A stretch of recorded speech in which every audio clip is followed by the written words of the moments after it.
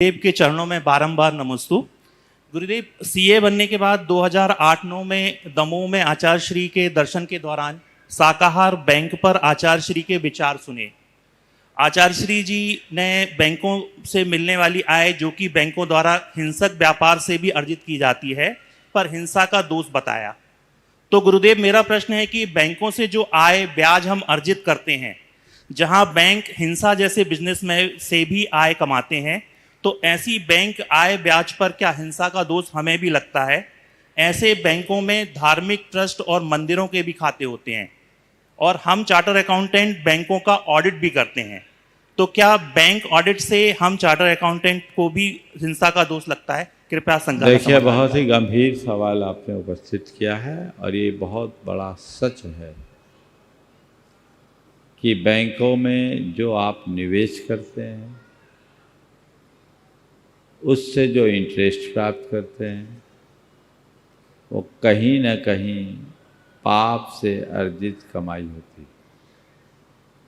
Bank finance करती है तो वो बूचर खाने के लिए भी कर सकती है, पोल्ट्री फार्म के लिए भी कर सकती है, शराब उद्योग के लिए भी कर सकती है, या अन्य इस तरह के किसी भी निंद व्यवसाय के लिए करती है, और उनसे वो इंटरेस्ट लेती है, तब आपको इंटरेस्ट देती है। तो बैंक से जो आपकी अर्निंग है, वो कहीं ना कहीं परोक्ष रूप से पाप की अर्निंग तो है। और ये मैं मानता हूँ कि ये भी बहुत दुर्भाग्यपूर्ण है कि ऐसे पाप की अर्जित संपत्ति से भगवान का अभिषेक हो रहा है,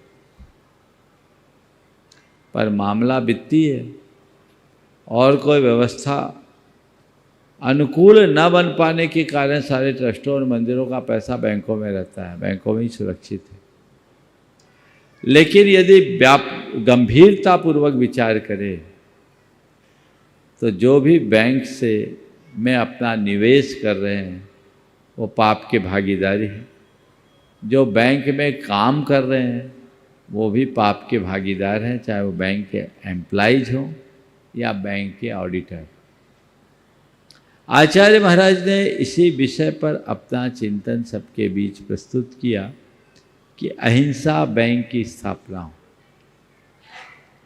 पर चूंकि ये मामला वित्तीय है, और इस मामले में आचार्य महाराज की प्रेरणा से कई लोग आगे बढ़ रहे थे, पर मुझे लगता है कि शायद उनके मन में ऐसा लगा कि कुछ अनियमितता ना हो जाए, इसलिए फिर उन्होंने अपने आप को इससे पीछे कर लिया।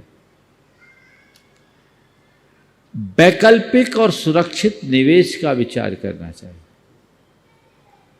आज काफ़ी कुछ संभावना है, हालांकि वो रिस्की, लेकिन फिर भी ऐसे सिक्योर्ड निवेश हो और जिससे अच्छा रिटर्न हो सके।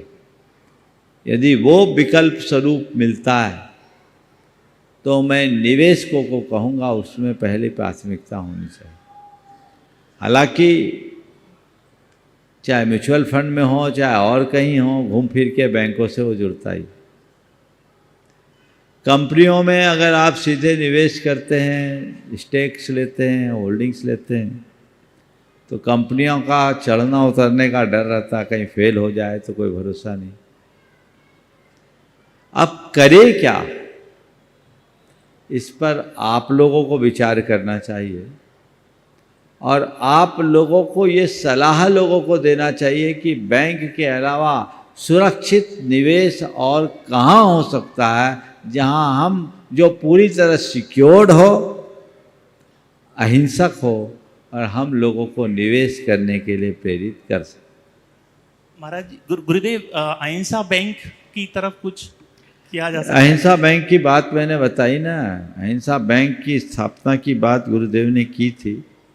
हम लोगों ने भी पहले इस पर प्रेरणा दी, लेकिन बाद में गुरुदेव ने खुद इस प्रस्ताव में चुप्पी साध ली, क्योंकि मामला केवल ये वित्तीय है, कहीं कोई घोटाला कर बैठे तो लेने का देना ना पड़ जाए। तो ये चीज़ बहुत गंभीर है। अब वर्तमान की व्यवस्था के अनुसार यदि ऐसी कोई अच्छी संभावना दिखती है, तो इस पर सार्थक पहल की जा सकती है। नमोस्तु गुरुदेव।